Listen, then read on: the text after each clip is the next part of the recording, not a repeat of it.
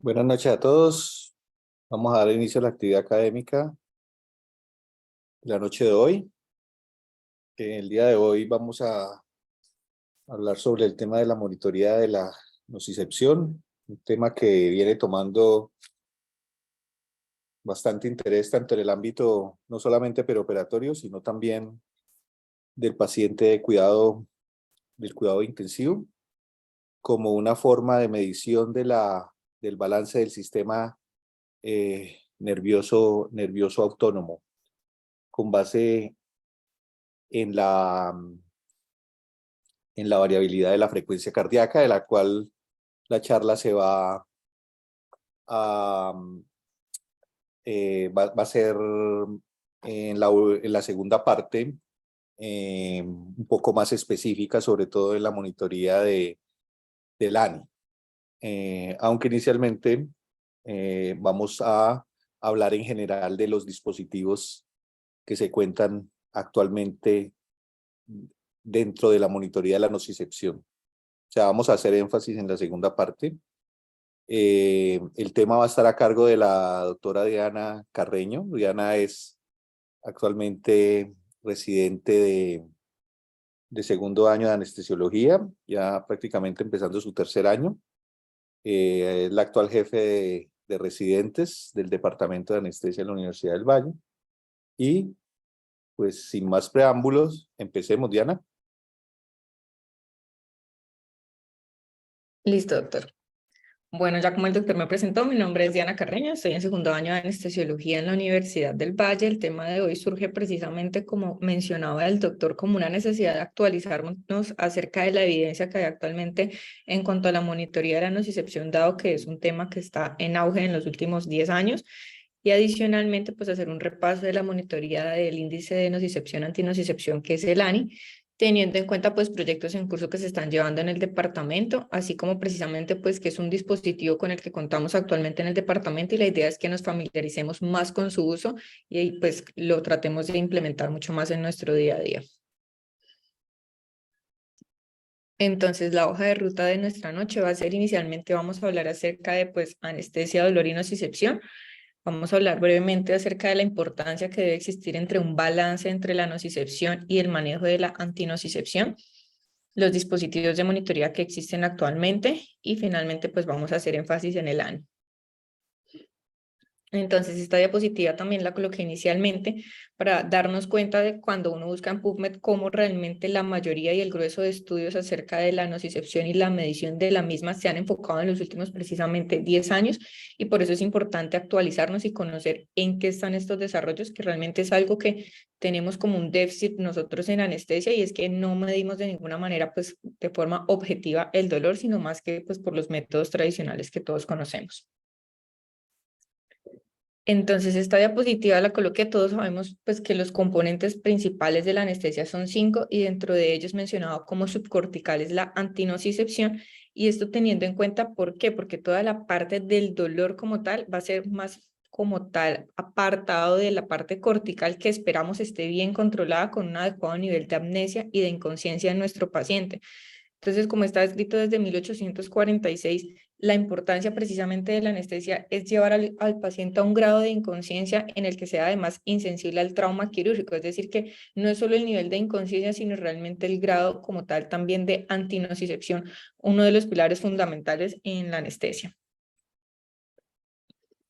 Bueno, entonces acá vamos a hablar un poquito acerca del dolor y nocicepción. Entonces debemos hacer énfasis en que son dos cosas completamente diferentes, y saber que ambas pueden existir de manera independiente el uno del otro. El dolor descrito como una experiencia sensorial y emocional desagradable asociada a un daño tisular que puede ser real o potencial. Importantísimo esto también, que el dolor es un derecho humano básico, entonces es algo que además debemos controlar en nuestros pacientes, debemos vigilar y pues monitorizar y claramente manejarlo de la manera posible pues más adecuada para nuestro paciente. Adicionalmente, que la incidencia de dolor posoperatorio va a variar. En promedio puede ser desde el 20 e incluso hasta el 80% de nuestros pacientes. Y muchas veces esto se ha visto que puede ser también asociado al manejo intraoperatorio de toda esta cascada y respuesta a la nocicepción. Y finalmente, pues la nocicepción, que no es un parámetro ya que sea subjetivo, sino que es todo el proceso precisamente de mediadores químicos y todo el proceso de codificación y procesamiento que se da ante la respuesta a un estímulo nociceptivo o un estímulo que genera daño o lesión sobre el tejido. Entonces, en cuanto a la fisiología de la nocicepción, entonces, como todos sabemos, van a ser 4 pasos los que se han descrito clásicamente y esto pues desencadenado por un estímulo que en nuestro caso va a ser un estímulo quirúrgico que nos va a activar estos nociceptores o fibras C y fibras A delta y van a empezar los 4 mecanismos como tal de la transmisión del dolor, un mecanismo de transducción, modulación, transmisión y finalmente la percepción a nivel cortical. Esto es importante porque también porque todo esto es una cascada de nocicepción en la cual nosotros tenemos diferentes tanto medicamentos como puntos para intervenir. Entonces, esta es la importancia de hacer un manejo multimodal en nuestro paciente, no solo como para evitar esta percepción a nivel cortical, sino además que todo el estímulo se siga transmitiendo y modular mucho más esta respuesta y esta cascada inflamatoria que desencadena el estímulo. Entonces, ¿por qué esto es importante? ¿Por qué debemos monitorizar el dolor también? Porque un estímulo quirúrgico nos va a desencadenar un dolor que va a ser intenso en el posoperatorio, como veíamos, puede ser incluso hasta del 80%, y todo eso nos va a llevar a un aumento de la actividad simpática, aumento en la liberación de catecolaminas, de cortisol, aumento en la liberación de mediadores de estrés. Esto nos puede aumentar el consumo de oxígeno tanto a nivel miocárdico como a nivel cerebral y nos aumenta el riesgo de isquemia. Adicionalmente, pues todos los factores psicosociales que están alrededor del dolor, como son el miedo, la ansiedad, dificultad para conciliar el sueño en nuestros pacientes y una limitación incluso pues para toda la parte de la rehabilitación. Y además, pues ya incluso complicaciones respiratorias y esto por la dificultad para la respiración dado por una respiración pues más superficial, lo que aumenta el riesgo de atelectasias, hipercapnia, hipoxia. Y finalmente, estos pacientes también se ha visto que puedan tener una alteración de la respuesta inmunológica y mayor riesgo de infección y sepsis en el posoperatorio. Además, pues muy importante que el dolor agudo intenso en el posoperatorio se ha asociado a mayor incidencia de dolor crónico. Es este paciente que va a seguir con cuadros dolorosos incluso 2 a 3 meses después del procedimiento quirúrgico y este dolor ya va a ser mucho más difícil de modular. Entonces, ¿qué valor van a tener nuestros dispositivos de monitoría en todo esto? Entonces, es precisamente hacer ese balance entre el estímulo quirúrgico y toda la nocicepción y la cascada inflamatoria y el balance realmente antinociceptivo teniendo en cuenta la cantidad de variables que va a tener nuestro paciente, todas las morbilidades preoperatorias, si es un paciente que de base ya tiene un dolor crónico, un consumo de opioides, si es un paciente que tiene algunas comorbilidades asociadas como diabetes, dolores crónicos, neuropáticos y toda la respuesta como tal al estrés quirúrgico que se desencadena que van a asociarse como tal a cambios neuroendocrinos y a toda la respuesta metabólica. Entonces va a haber, como mencionábamos, una reactivación del sistema nervioso simpático, una liberación como tal de sustancias proinflamatorias y además de nuestro sistema endocrino como respuesta a este estrés y una respuesta como tal metabólica a todo este proceso. Y pues adicionalmente toda la liberación de la cascada proinflamatoria y también tiene que haber una respuesta contrarreguladora de factores antiinflamatorios. Todo esto nos va a llevar a desenlaces en el posoperatorio de nuestros pacientes que puede ser una recuperación rápida o como tal, pues por el contrario, complicaciones posoperatorias. Entonces vemos que acá en la parte de respuesta a todo este estrés quirúrgico es en lo que están basados los dispositivos para medición como tal de la nocicepción, principalmente en la medición de toda la respuesta autonómica. Como sabemos, ante un estímulo nociceptivo vamos a tener activación del sistema nervioso simpático y toda esta respuesta que clásicamente conocemos de lucha y huida. Entonces, nuestro pilar siempre ha sido como tal en la cascada de nocicepción el manejo con opioides. Sin embargo, debemos saber que los opioides van a tener fenómenos frecuentes como hiperalgesia inducida por los opioides y tolerancia cruzada, y esto precisamente también por toda la activación y la sensibilización central que generan a nivel de la unión como tal sináptica, con aumento en la liberación de sustancias proinflamatorias, citoquinas, glutamato, óxido nítrico y ATP. Entonces, pues en esto ha venido como tal toda la alternativa también de la anestesia libre de opioides que mencionaré más adelante. Entonces es importante tener en nuestros pacientes un balance también entre nocicepción y antinocicepción para disminuir precisamente estos efectos secundarios también de los medicamentos. ¿Y qué puede pasar? Que durante la cirugía vamos a tener, como vemos en la gráfica, nosotros vamos a tener un sitio de efecto precisamente del opioide que va a estar cambiando durante el procedimiento quirúrgico de acuerdo a la intensidad del estímulo a la que esté sometido el paciente. Pero entonces debemos estar muy pendientes de estos cambios que presenta el paciente porque si no vamos a incurrir bien sea en una sobredosis o en una infradosificación de nuestro paciente en toda esta respuesta nociceptiva con todos los cambios que ya vimos de la respuesta como tal de estrés. Entonces, ¿qué medidas existen para alcanzar estos objetivos? Como veíamos, pues el pilar han sido siempre los opioides. Tenemos también analgésicos no opioides y pues claramente el auge que han tenido las técnicas analgésicas regionales y toda la analgesia controlada por el paciente también en el posoperatorio. Entonces, como mencionaba, una alternativa a esto es la anestesia libre de opioides, y lo que vamos a tener también asociado a la anestesia libre de opioides es que estos pacientes pues van a tener mayor riesgo de polifarmacia, tienen mayor riesgo de toxicidad, y en muchos casos los autores mencionan que el problema a veces con la anestesia libre de opioides es que se centra precisamente en modular esta respuesta hemodinámica y neurovegetativa que nos va a inducir el estrés y la nocicepción, pero no se centra como tal en inhibir toda esta cascada proinflamatoria que estábamos viendo que se desencadena con el estímulo nociceptivo. Entonces, igual no debemos olvidar pues la importancia de las técnicas regionales y de todo el manejo como tal multimodal de nuestro paciente.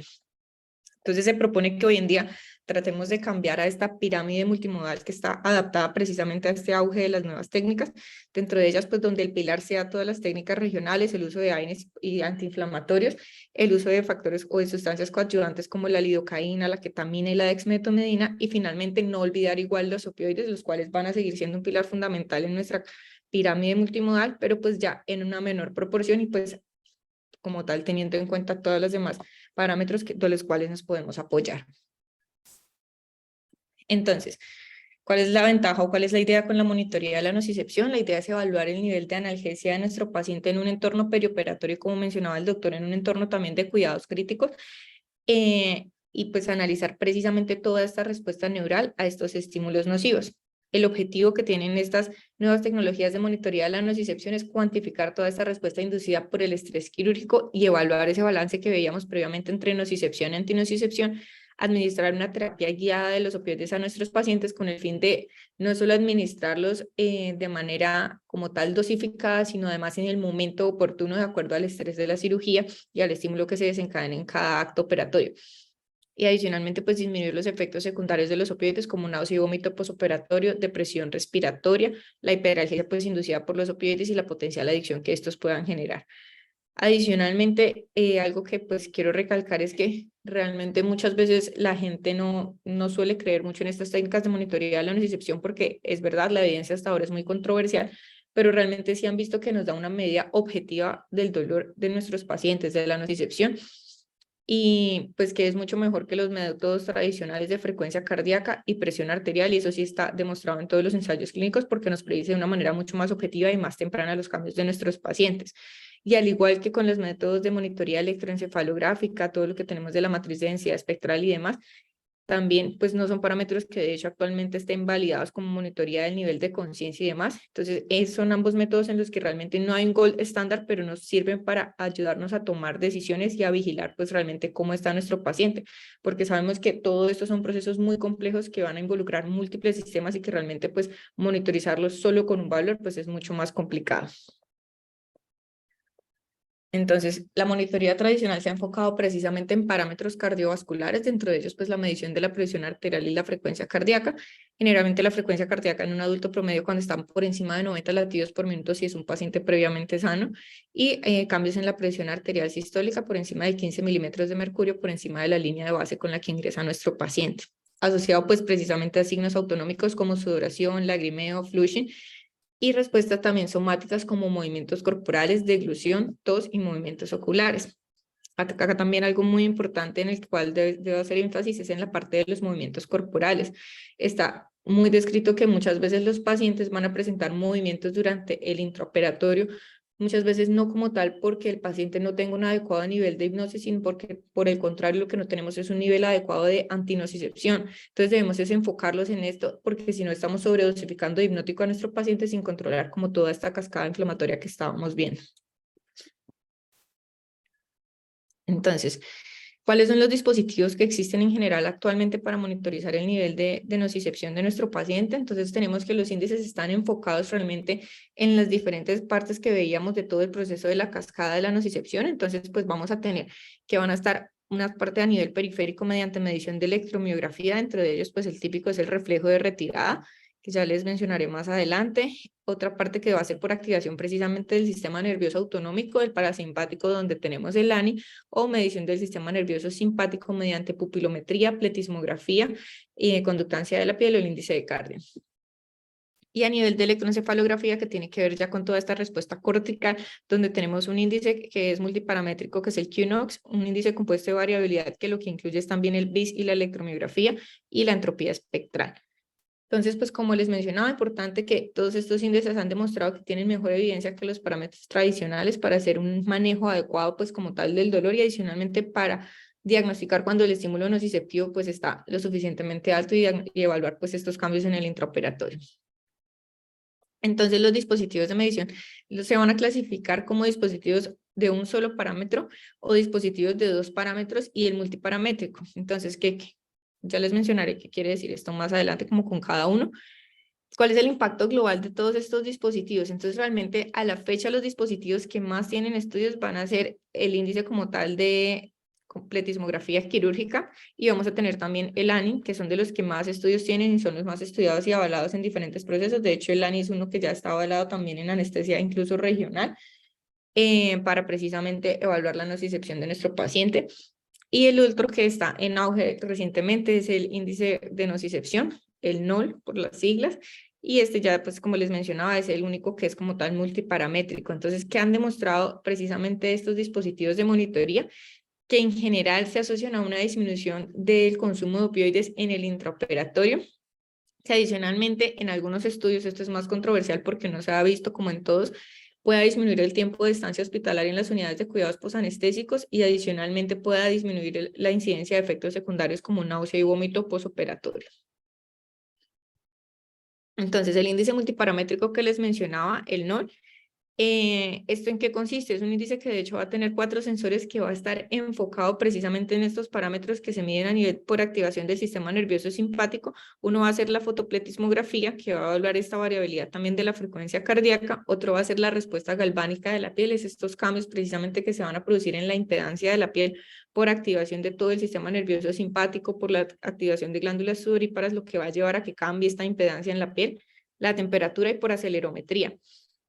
Es un sensor de clip digital similar a un pulsoxímetro y va a arrojarnos un puntaje que va de 0 a 100, y lo ideal es que nuestro paciente tenga un puntaje entre 10 y 25. Este no está aprobado en pacientes en unidades de cuidados intensivos. Hay diferentes estudios, esto es uno de los estudios más recientes de este año, en donde en general ellos evaluaron el uso como tal de este dispositivo en pacientes llevados a cirugía abdominal mayor, y lo aleatorizaron a grupos pues guiados como tal por el dispositivo versus técnica estándar tradicional guiado como tal por respuesta a presión arterial y frecuencia cardíaca. No encontraron como tal diferencia en el consumo de opioides en el posoperatorio o en el intraoperatorio, pero sí encontraron que los pacientes que eran guiados por el dispositivo tenían menor tasa de incidencia de dolor, menor dolor como tal posoperatorio en el grupo guiado por NOR. Y adicionalmente, esto ellos lo asociaron a que podría ser que estos pacientes tengan unas dosis de fentanil que puedan ser más objetivas y además en tiempos adecuados al estímulo quirúrgico, controlando pues mucho más toda esta respuesta inflamatoria del dolor. Bueno, este es otro estudio precisamente donde ellos querían evaluar estos pacientes monitorizados también con este índice. En total fueron 80 pacientes, y encontraron, como ven en la gráfica, que los pacientes que tenían un puntaje con este índice por debajo de 10, que vemos que es un puntaje óptimo, van a tener una incidencia de dolor posoperatorio precisamente mucho más bajo, por decirlo ausente o leve, mientras que los pacientes que tenían puntajes más altos iban a tener una incidencia de dolores moderados a severos mucho más alta. Entonces, se cree que también pueda servir como predicción precisamente de este dolor postoperatorio, pues de esta manera podemos optimizar a nuestro paciente al finalizar o durante el intraoperatorio para evitar que esto suceda. Entonces vamos a tener otros scores que van a ser scores de 2 parámetros, dentro de ellos el índice de pletismografía quirúrgico, que está basado también en la variabilidad de la onda de pulso y en los intervalos entre cada latido medidos por la onda de pulso. Va con un puntaje de 0 a 100, y pues la idea es precisamente que nuestro paciente tenga un rango intraoperatorio por debajo de 50. Este índice también tiene bastante evidencia, de hecho es también de los, como les mencionaba, el que más estudios tiene junto con el ANI. En este estudio lo que hicieron fue evaluar precisamente en estas curvas ROC. Si bien es cierto no es la mejor, pues sí se ve que tiene de hecho una, pues digamos, mejor sensibilidad y especificidad que la frecuencia cardíaca y la presión arterial en cuanto a hablar la incidencia de dolor en estos pacientes. Y lo mismo como vemos acá en esta gráfica, como vemos este paciente si tiene un índice controlado, pues la probabilidad de que tenga dolor como tal posoperatorio leve, moderado o severo también se va a asociar. Entonces, pues tiene mejor rendimiento que parámetros tradicionales y está correlacionado con las escalas numéricas del dolor. Otro dispositivo es el QNOX. Este es un dispositivo pues originario de España, en donde lo que ellos tienen es un dispositivo que se basa en el QCon, que como su nombre lo dice es monitorear el estado de conciencia. Entonces ellos en este dispositivo pues trazan también un trazado electroencefalográfico, es un electroencefalograma procesado y se basan junto con la electromiografía y el índice del estado de conciencia para darnos otro índice que es el QNOX, que es el de la nocicepción, y en esto evalúa precisamente la probabilidad que pueda tener un paciente de responder a un estímulo quirúrgico. Entonces, la idea es que si el paciente tiene un puntaje mayor a 60, la probabilidad de respuesta a un estímulo quirúrgico va a ser muy alta, y si tiene un puntaje entre 40 y 60, va a tener una probabilidad muy baja de responder al estímulo quirúrgico. Acá ya vemos que empiezan a ser como más importantes precisamente estos dispositivos que tienen también dentro de su asociación el parámetro como tal de electroencefalografía procesada, porque pues sabemos que de hecho cuando uno revisa este tema es hacia lo que tienden la mayoría de los dispositivos actualmente. Otro es la monitoría como tal de la entropía. Esto es como de lo más antiguo que existe. Sin embargo, ellos desarrollaron un índice que también es el de RE, que es de respuesta a la entropía, en donde evalúan ya no solo pues el SE, que era como para evaluar el estado de hipnosis, sino que también hacen una correlación entre el SE y el índice de respuesta a la entropía, que está basado es también en electromiografía y electroencefalografía, para evaluar la posibilidad también de que un paciente pues vaya a presentar una respuesta motora ante un estímulo quirúrgico. Y también ha demostrado dentro de las ventajas que tiene menor consumo de opioides en el intraoperatorio. Está otro índice que está basado es también en el BIS, y lo que hace pues es también basarse en el parámetro como tal, en el valor numérico del BIS, adicionalmente en la electromiografía. Entonces ellos se basan en el como tal parte de que la electromiografía frontal aumenta con los estímulos nociceptivos. Entonces pues vamos a tener un aumento de la electromiografía, lo cual se va a asociar a que nuestro paciente pues tenga un nivel inadecuado de antinocicepción. Vamos a tener otro que va a ser el índice pupilar, que pues esto, acá ya entra otra parte de la respuesta del sistema nervioso simpático, y es precisamente la dilatación de la pupila con estímulos como tal dolorosos. Entonces lo que ellos hacen es evaluar y estimular con ráfagas como tal el nervio ulnar, y si el paciente presenta dilatación pupilar, pues lo más probable es que nuestro paciente no tenga un adecuado nivel de antinocicepción y se deba ajustar el tratamiento. Y vamos a tener índices de un solo parámetro. Dentro de ellos está este índice el MedStorm, que lo que hace es que mira la conductancia en la piel. Como les decía, pues está basado precisamente en la activación también del sistema nervioso simpático y en cómo pues se van a abrir pues nuestras glándulas sudoríparas, y esta liberación de agua pues va a cambiar toda la impedancia a nivel de la piel. Otro índice pues es la videopupilometría, que lo que hace es medir solamente la dilatación de la pupila y el aumento del diámetro pupilar. Pues este es un poquito más dispendioso de realizar en el intraoperatorio, porque ellos refieren que se debería hacer cada 5 a 10 minutos en nuestro paciente, o según el estímulo quirúrgico. Si creemos que fue un estímulo quirúrgico doloroso, pues revisar si el paciente ha tenido cambios respecto al valor basal con el que veníamos. Este índice también tiene evidencia, y se ha visto que eventualmente pues en algunos estudios el índice de pupilometría disminuye también el consumo de opioides, pues desde remifentanil en el intraoperatorio. Tenemos el otro índice que es el de retirada de la piel, que está basado precisamente en toda la parte del reflejo miotáctico también que todos conocemos, de retirada ante un estímulo doloroso. Entonces sabemos que este es un reflejo espinal, por eso está basado como en toda esta respuesta electromiográfica periférica, y se mide a nivel del bíceps femoral. Es un dispositivo pues que realmente está más limitado al contexto como tal de ensayos clínicos y estudios, pero está muy limitado en el contexto como tal intraoperatorio, y en el perioperatorio pues más precisamente porque es un estímulo doloroso, y en el intraoperatorio pues tiene la limitación claramente de que se va a alterar con los bloqueantes neuromusculares.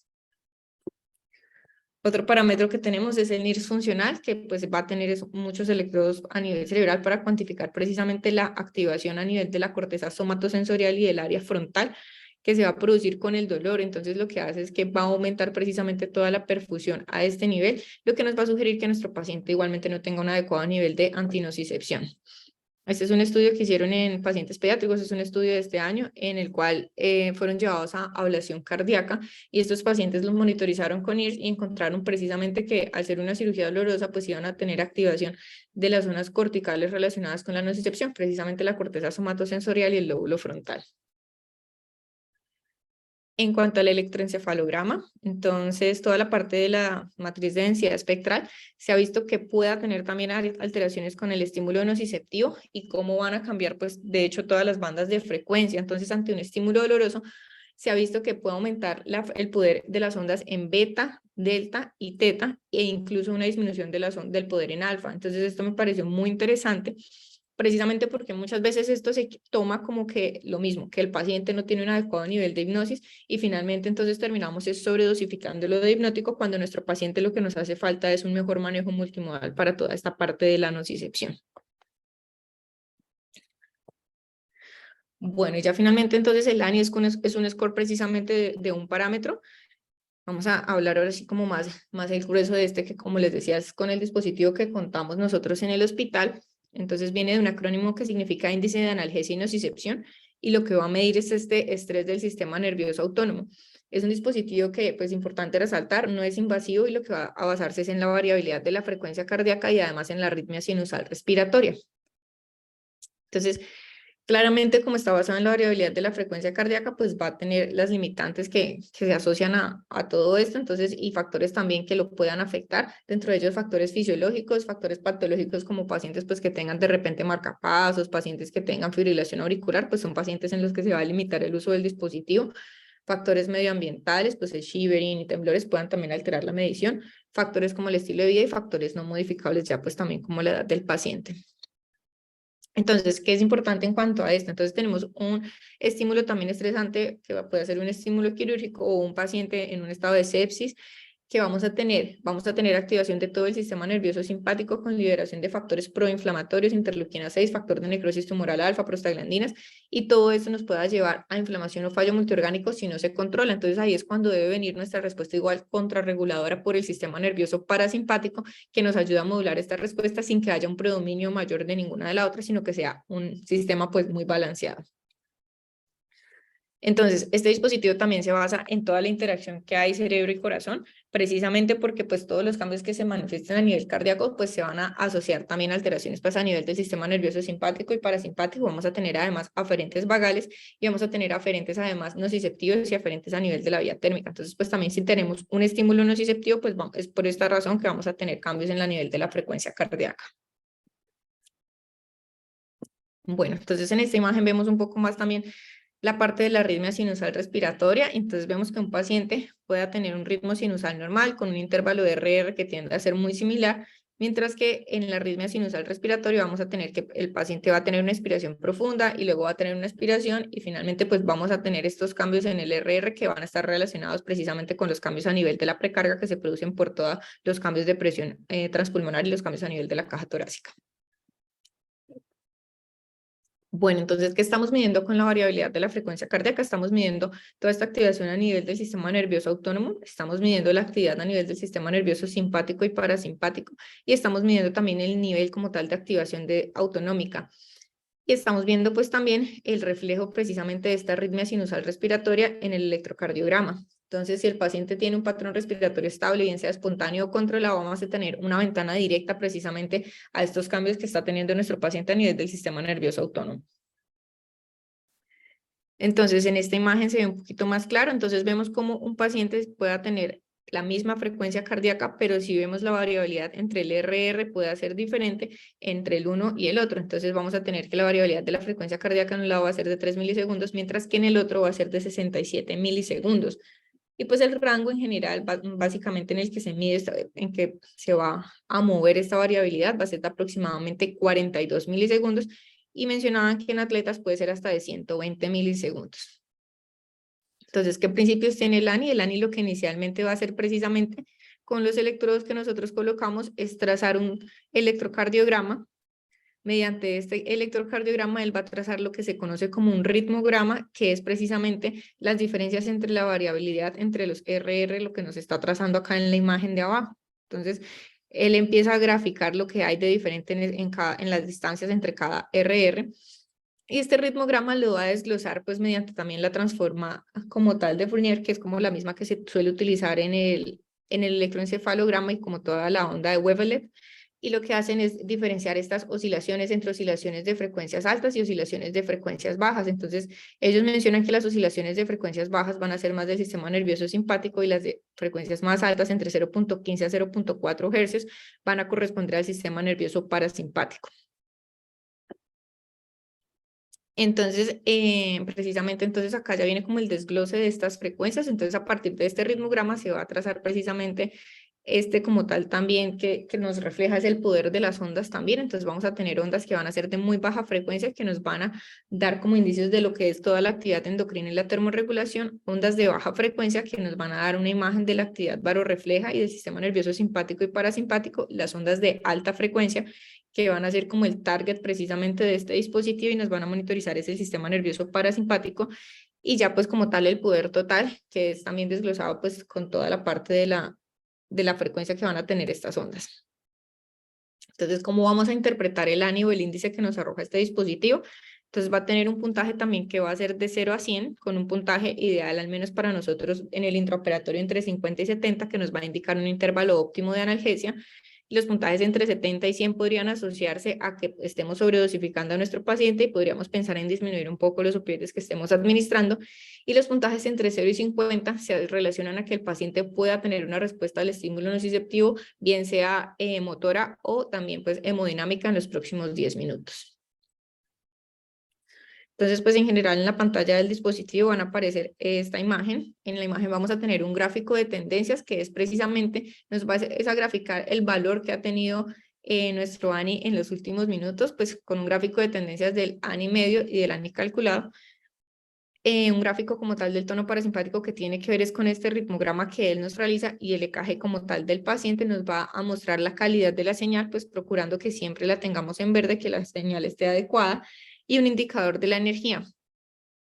Ya les menciono ahorita que la energía es otro parámetro que es muy importante y pues que está en auge también y más en el área de cuidado crítico, donde lo que ellos intentan hacer es precisamente correlacionar estas frecuencias que se encontraron de pertenecientes al sistema nervioso simpático y pertenecientes antes al sistema nervioso parasimpático y hacen una relación entre ambas.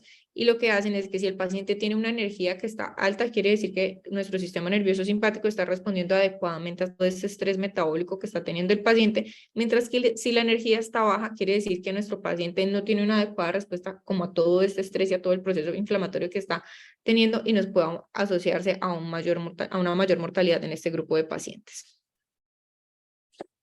Bueno, entonces los sensores se van a ubicar, pueden ubicarse en el tórax anterior o en el tórax posterior y se van a colocar trazando un vértice con el corazón, siguiendo pues el vector cardíaco, el eje cardíaco.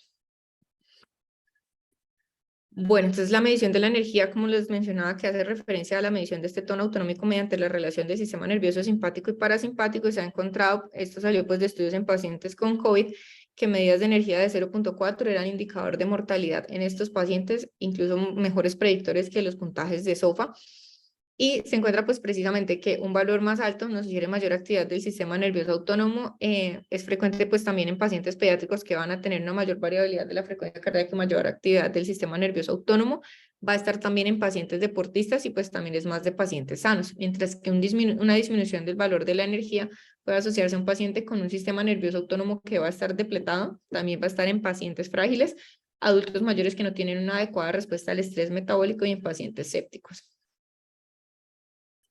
Bueno, entonces, ¿qué se ha encontrado con el ANI en diferentes estudios? Se ha encontrado que se logra una mejor titulación de analgésica de los opioides, disminuyendo el consumo de opioides hasta en un 30%, que tienen menor riesgo, pues precisamente con esto los pacientes de sobredosificación o de infradosificación y asimismo pues menor riesgo de efectos secundarios asociados a los opioides como shivering, náusea y vómito en el posoperatorio. Va a haber una disminución del dolor posoperatorio también, con una disminución en el consumo de opioides en el posoperatorio y nos puede anticipar precisamente toda la respuesta hemodinámica y nos puede ayudar también a mantener una adecuada estabilidad hemodinámica del paciente, dado que vamos a disminuir requerimientos de opioides en el intraoperatorio. Bueno, entonces acabo de mencionar como un par de artículos precisamente de la diferente evidencia que tiene el ANI actualmente. Como les decía, pues la evidencia es muy controversial. Hay unos artículos que muestran que sirve de forma marcada precisamente para disminuir el consumo de opioides, para disminuir efectos secundarios, como hay otros que no han mostrado lo mismo. Pero sin embargo, pues al final cabe recalcar que son estudios que hasta la fecha son con un grupo de pacientes muy pequeño, que realmente pues es por esto también que no se han logrado conclusiones pues como tal muy válidas. Entonces, pues este es uno de los estudios, este es un estudio de pacientes para cirugía de columna donde se ve que pues la analgesia guiada por ANI en el intraoperatorio, pues sí disminuye hasta 64% la necesidad de analgésicos en el posoperatorio de opioides, disminuye hasta un 84% la frecuencia de náusea y vómito en el posoperatorio y pues también en un 23% la presencia de shivering. Este es un estudio que realizaron precisamente en 16 pacientes también para la administración de remifentanil ya como tal por el ANI y se encontró, ellos lo que hicieron fue que en estos pacientes bajo anestesia general lo tenían con TCI, con propofol y remifentanil y eran pacientes a los que les realizaban un estímulo como tal tetánico y evaluaban cómo estaba esta respuesta del ANIS para como tal detectar el estímulo doloroso y pues de esa misma forma entonces poder ajustar las dosis del remifentanil y encontraron que precisamente sirve y es mejor predictor de este estímulo doloroso que al compararlo con la frecuencia cardíaca, la presión arterial sistólica y pues en este caso pues también con el BIS, dado que eran pacientes que estaban con propofol, pues el BIS se iba a mantener muy estable. Estos son otros índices, este es en un paciente como tal también, donde se monitorizó la administración como tal de opioides guiada por ANI en pacientes que iban a mastectomías con anestesia general. En este estudio, por lo menos, pues ellos no encontraron cambios o desenlaces significativos como tal en ambos grupos, encontraron que realmente la incidencia de dolor posoperatorio y el consumo de opioides en el intraoperatorio era la misma.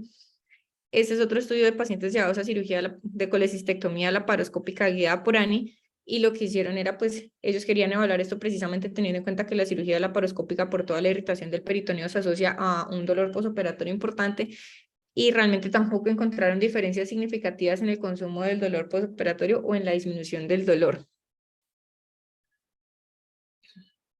Esto es otro estudio de ANI que realizaron en pacientes en cirugía bariátrica recolectados entre el 2013 y 2019. En total fueron 60 pacientes que guiaron también por monitoría tradicional versus pacientes guiados por ANI y encontraron que si eran guiados por ANI sí había una disminución en el consumo de opioides versus las técnicas estándar, aunque sin diferencias en desenlaces posoperatorios de dolor agudo.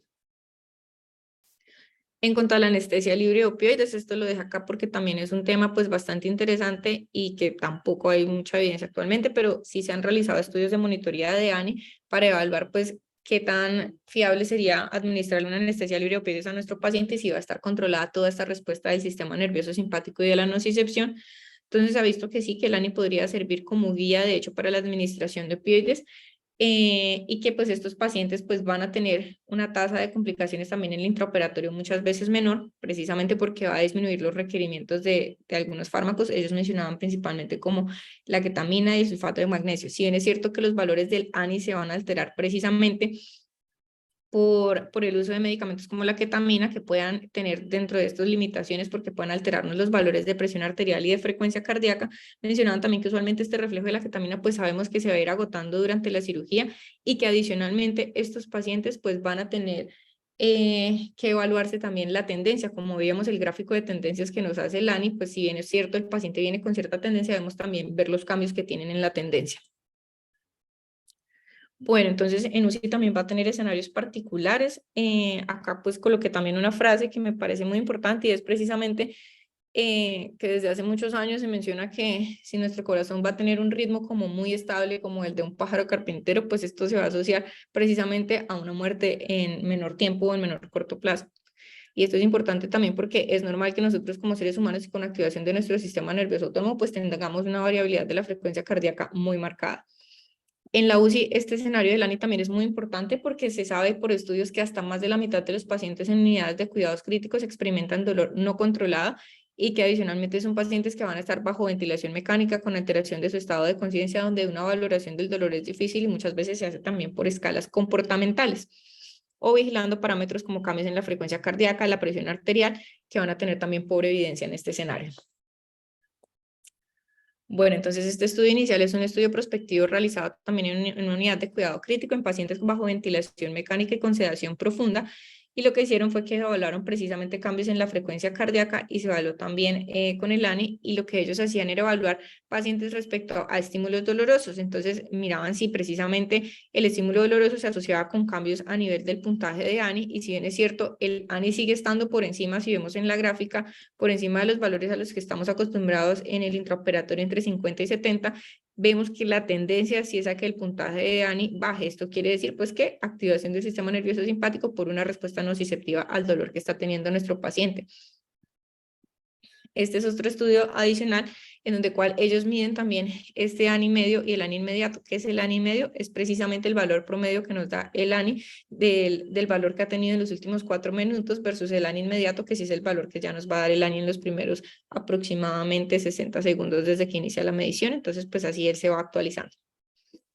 Entonces, esto es un estudio publicado en el 2017. Lo que ellos hicieron fue evaluar 110 pacientes y encontraron que el ANI se correlacionó de buena manera también con escalas comportamentales. Entonces, lo que hicieron evaluar fue precisamente que no es inferior a la escala comportamental del dolor y cómo pues en procedimientos que son dolorosos, como cambios o limpiezas del catéter, cambios en la posición de nuestro paciente, aspiración, que se van a asociar a una disminución en los puntajes de ANI, pues que nos van a sugerir que el paciente pues sí está teniendo activación del sistema nervioso simpático por este estímulo nociceptivo. Este es otro estudio también que se realizó en pacientes con COVID que estaban en unidades de cuidado crítico bajo efectos también de bloqueantes neuromusculares, y acá evaluaron fue estímulos como la aspiración y se encontró precisamente cómo habían cambios también en la puntuación del ANI en estos pacientes independientemente de la posición en prono o en supino. Esto era también para evaluar precisamente que no importa pues si como tal el electrodo está a nivel de tórax anterior o tórax posterior, pues va a censar también de una forma adecuada. Y como pues ellos también, estos pacientes estaban monitorizados con BIS y como el BIS pues al menos el puntaje que ellos referían se iba a mantener estable y no iba a ser un buen predictor también de nocicepción en estos pacientes o de estímulos dolorosos. Bueno, el ANI también sirve como herramienta pronóstica en pacientes críticamente enfermos, en pacientes con choque séptico.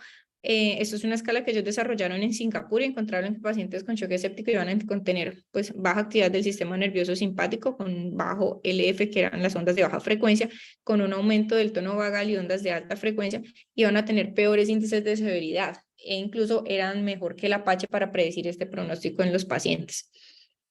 Entonces, en este estudio ellos recogieron precisamente 214 pacientes, 40 de ellos cumplieron el desenlace primario, pues que realmente era fallecer, para evaluar precisamente el riesgo de mortalidad, y evaluaron los 5 componentes en el score, que eran la edad, la frecuencia respiratoria, la presión arterial sistólica y el intervalo RR, que era precisamente esta variabilidad de la frecuencia cardíaca. Y ellos trazan este índice de Singapur en el cual encuentran que, si vemos en las curvas ROC, tienen una mejor predicción que el SOFA y que el MUSE para evaluar la probabilidad de complicaciones en nuestro paciente y de mortalidad a 30 días. En pacientes con trauma craneoencefálico también se ha utilizado como predictor precisamente en estos pacientes de severidad. Se ha encontrado también que altos valores de alta frecuencia que nos sugieren activación del sistema nervioso parasimpático se ve a correlacionar con niveles atenuados de factor de necrosis tumoral alfa, reducción de mediadores inflamatorios y aumento de mecanismos como tal inmunosupresores con pobre respuesta en estos pacientes y mayor mortalidad. Esto es un estudio que realizaron en pacientes pediátricos. Ellos lo que hicieron fue medir biomarcadores como tal sanguíneos, como factor de necrosis tumoral, interleuquina 6 y PCR en estos pacientes, y encontraron que había una relación inversamente proporcional entre la variabilidad de la frecuencia cardíaca con la presencia de interleuquina 6, interleuquina 8 y PCR, que es precisamente pues asociada a todo lo que estábamos mencionando. Esta es otra correlación que ellos realizaron entre el índice de perfusión, que es el que se mide por pulsoximetría, y también el ANI y la variabilidad de la frecuencia cardíaca, y encontraron que los pacientes que iban a terapia dialítica, que estaban críticamente enfermos, que tenían alteraciones precisamente en esta variabilidad de la frecuencia cardíaca, íbamos a tener mayor probabilidad de que desarrollaran una hipotensión pues, grave intradialítica. Este es otro estudio realizado pues en pacientes que están en proceso de destete ventilatorio, y como encontraron también que pacientes que tengan aumento de la variabilidad de la frecuencia cardíaca y del poder eran pacientes que lograban una extubación exitosa, mientras que en pacientes que fueron extubados pero pues se realizaban mediciones de la variabilidad de la frecuencia cardíaca y esta iba a estar disminuida, muchas veces iba a fracasar el proceso de extubación.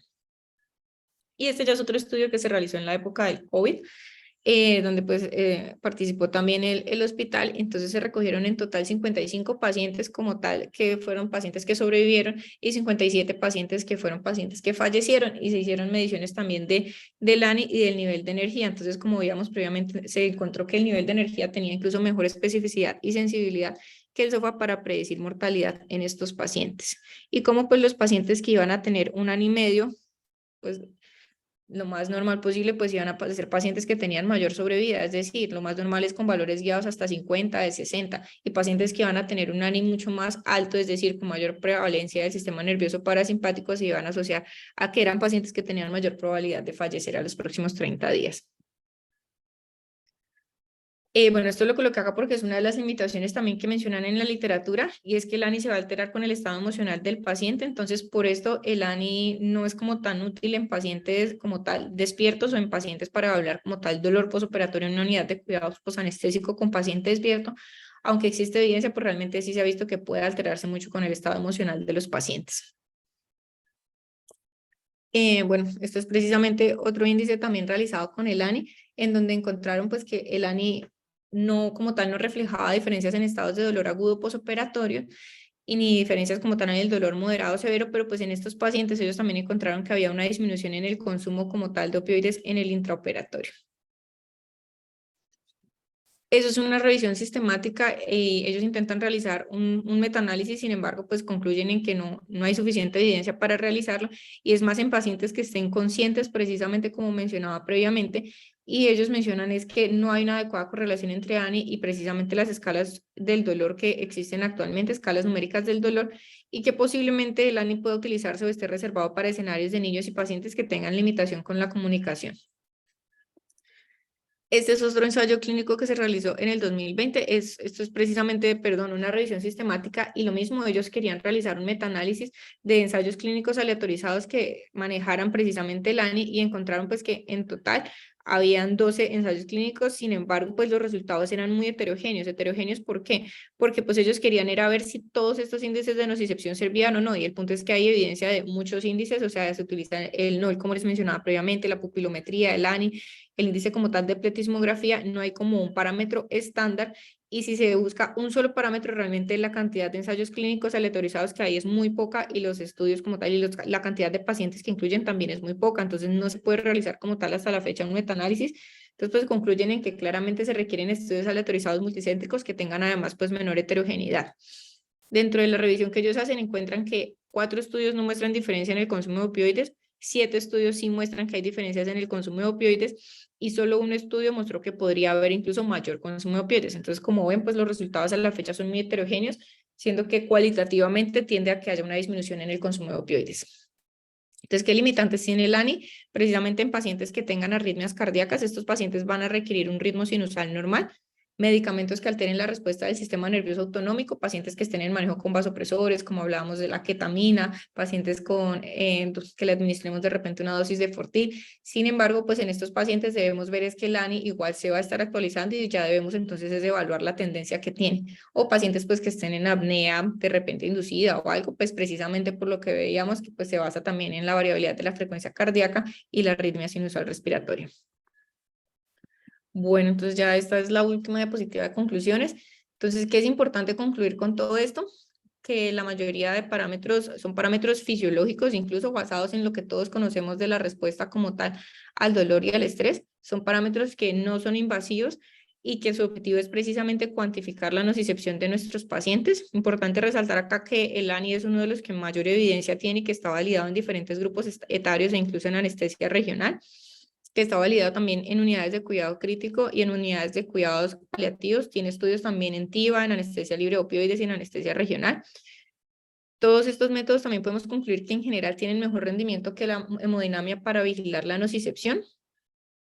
Vemos que el uso de métodos como tal de medición como tal del estado de conciencia de nuestro paciente, del estado hemodinámico, y ahora pues también en auge la medición de la nocicepción, la idea es que propenden o velan por aumentar la seguridad del paciente. Los índices más estudiados hasta la fecha, como les dije, es el índice de pletismografía y el ANI. Tienen una evidencia y un uso que a la fecha igual sigue siendo controvertido. En los mecanismos como tal de la nocicepción no son completamente elucidados aún, y existen múltiples interacciones tanto farmacológicas como de neurotransmisores que van a intervenir o interferir en esta medición. Debemos además individualizar el tratamiento de nuestro paciente. Entonces, pues esa es la idea de estos índices, tratar de que sea también un tratamiento como todo hoy en día, que sea guiado por objetivos y por metas en nuestro paciente, que podamos disminuir la aparición de eventos intraoperatorios no deseados, disminuir los tiempos en recuperación y disminuir posibles complicaciones posoperatorias. Entonces, a futuro, ¿qué se espera? Se espera que existan algoritmos combinados. La mayoría de los algoritmos, como les mencionaba, ya tienden a que tengan integrados tanto parámetros del sistema nervioso autónomo como parámetros también de monitoría electroencefalográfica.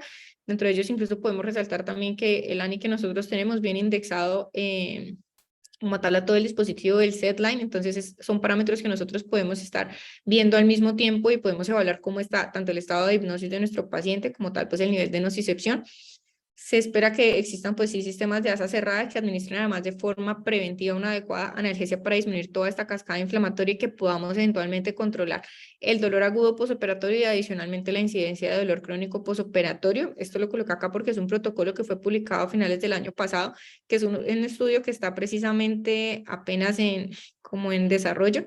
Y lo que ellos quieren hacer es precisamente ya un ensayo clínico aleatorizado que incluya más de 1.400 pacientes para evaluar si hay diferencias como tal en una terapia guiada como tal por ANI o no, en desenlaces tanto intraoperatorios como posoperatorios.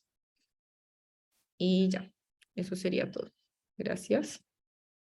No sé si tienen preguntas, dudas. Muchas gracias, doctora Diana, por ponernos al día en estas técnicas de monitoría de la nocicepción. Vamos a la sección de preguntas, comentarios.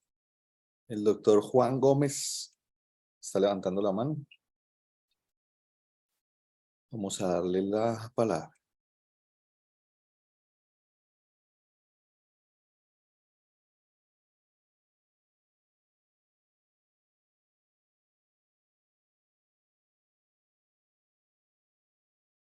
¿Ya tienes el audio activado? ¿Puedes hablar?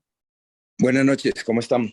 Es Juan Manuel, es el profesor Juan Manuel, ¿cómo estás? ¿Quién es Juan Gómez? No soy Juan Gómez, son Juan Gómez, no Juan Manuel. Juan Gómez. ¿Cómo están? Bien, No, bien. quisiera hacer algunos comentarios que son importantes porque la historia de estos monitores pues es un poquito desconocida. Primero, son tres cositas. Primero, yo soy un amigo total de la anestesia libre de opioides y todo eso, pero quisiera que no dijéramos que los opioides son tampoco malos. Los opioides son necesarios en algunos tipos de pacientes con dolor moderado, dolor severo, y a veces la anestesia ahorradora de opioides es adecuada también, de manera que tengámoslo en cuenta para no macartizar pues este tipo de medicamentos que para nosotros son de tan buen uso y tanto uso. Ojalá que en el futuro podamos tener estos sensores que bajen de precio y los podamos tener en todas nuestras cirugías. Eso nos va a ayudar mucho al monitoreo, no totalmente, porque este tiene algunas incongruencias, tiene unas limitaciones de uso que lo hacen a veces que uno tenga falsos positivos y crea posiblemente que el paciente tenga dolor y realmente no lo tiene, de manera que hay mucho todavía por estudiar. Y más que estos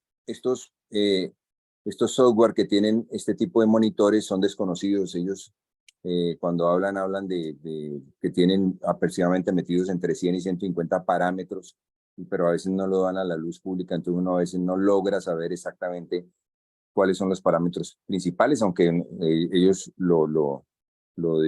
a veces lo dicen en sus presentaciones.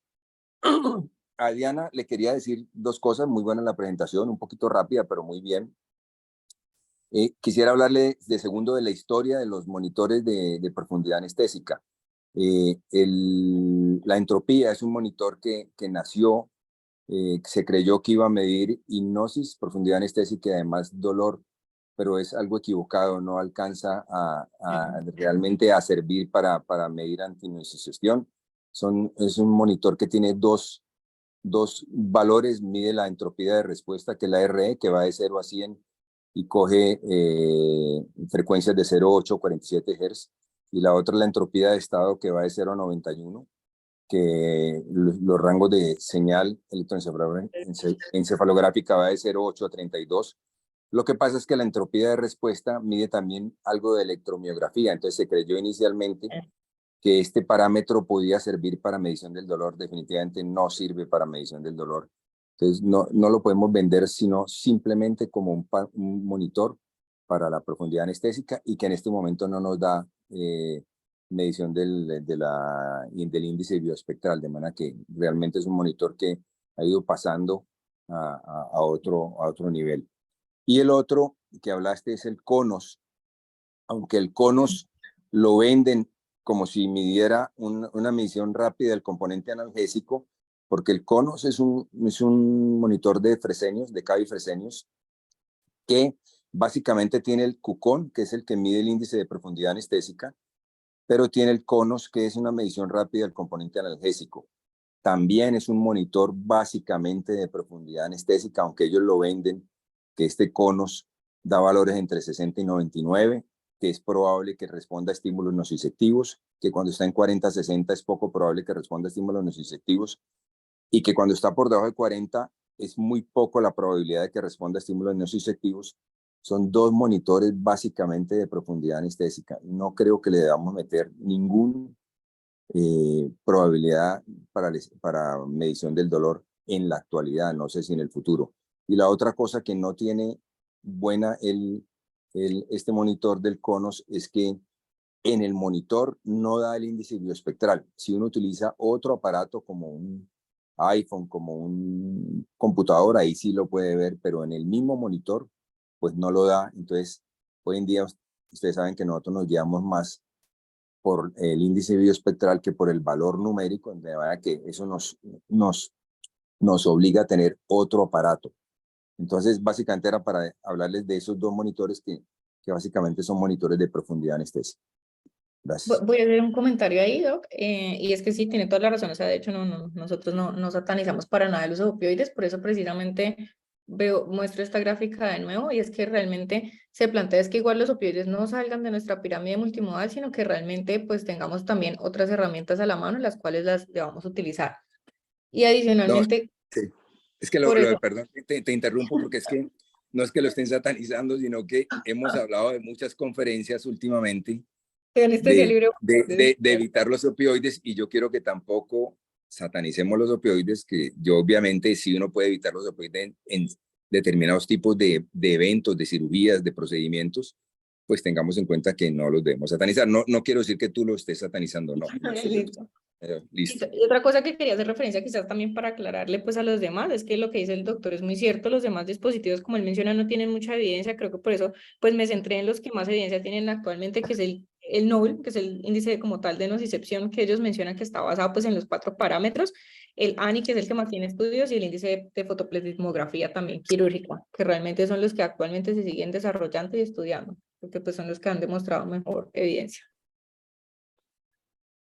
Y ya. Bueno, gracias Juan por tus Sí, gracias. aportes, como siempre. Bienvenido, como siempre es tu casa. Qué bueno tenerte acá. En relación de hecho, siguiendo el comentario de Diana y el doctor Gómez, el ANI es el que en los últimos 2 años, o los últimos, a principios de la pandemia, comienza a tener un mayor desarrollo en cuanto a crear evidencia, ¿no? Y lo que hablábamos con Diana cuando revisamos el tema, todavía se está creando evidencia de estos tipos de monitorías, pero pues es una opción más de monitorizar a nuestro paciente desde un punto de vista multimodal. Esperamos que la evidencia siga evolucionando hacia favor de nosotros para darnos una indicación mucho mejor. Este ya es como la tercera generación de este tipo de monitor, si no estoy mal, cada vez tiene mayores filtros que lo hacen un poco más exactos, aunque sigue teniendo el problema de que los medicamentos y algunas situaciones, como lo dijiste, Diana, pueden no alterar el dato, sino que al alterar la parte hemodinámica del paciente, pues se pueden hacer interpretaciones que no son en relación a la parte del equilibrio del sistema nervioso autónomo. Desde el punto de vista del paciente crítico, un punto bien importante es que dentro de la pandemia se le descubrió una utilidad muy grande al tema de la energía, ¿no? Que es el tercer punto, que es como tú dijiste, que es como ese valor que da el balance específico del sistema nervioso autónomo. De hecho, es la suma tanto de la parte simpática y parasimpática, y cómo la relación de esa, como su nombre lo indique, energía, baja energía, estaba directamente relacionada con una mayor mortalidad, porque esos pacientes en ese punto, pues, estaba limitada su respuesta a la sepsis. Los pacientes con menores energías mostraron una mayor mortalidad. En ese estudio que mostraste multicéntrico, donde pudimos estar presentes, hubo 2 instituciones de Cali, estuvo el Hospital Universitario y la Fundación también, dieron una muestra importante a ese estudio. Entonces la energía también aparece dentro de esa variable como una potente dentro de la monitoría. Otro punto importante es que también se lo están utilizando como predictores y se están comenzando a comparar con los predictores normales, ¿no? Como tú dijiste, ¿no? Sí, con el avance del software. Tanto de dolor, de escalas de dolor, lo están comparando, como también ya en relación a la energía dentro de la posibilidad del pronóstico de la mortalidad, como tú también lo mostraste en relación al SOFA, y parece que en las curvas de ROG les da una favorabilidad mucho mayor a este tipo de monitor. Bueno, creo que el doctor Castillo también quería participar, Germán. Por ahí lo vi, pero no. ¿Bajaste la mano? Ah, no, ya la volvió a levantar. Ya te voy a dar la mano, el audio. Ya puedes hablar, Germán.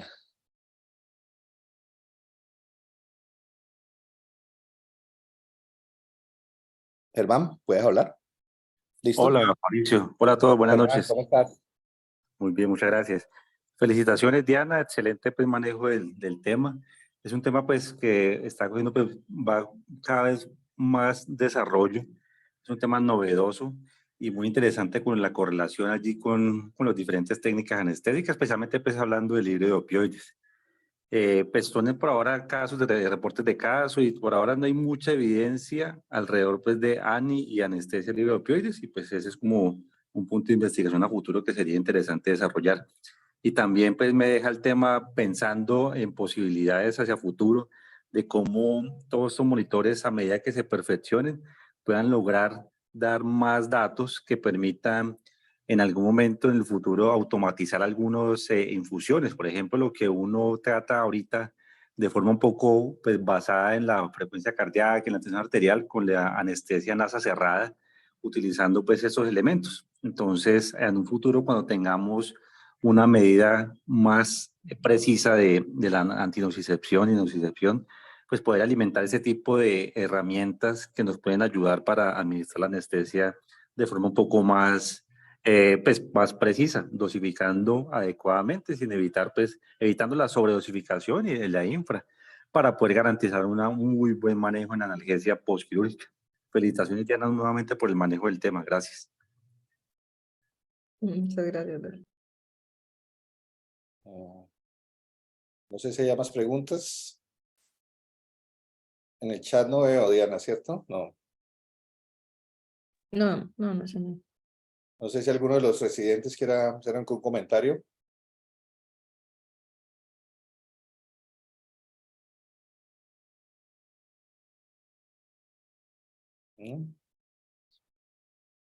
Bueno, yo creo que entonces damos por terminada la actividad del día de hoy.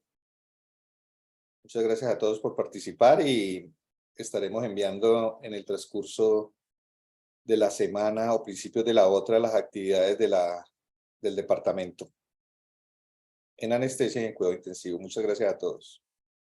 Buenas noches. Gracias.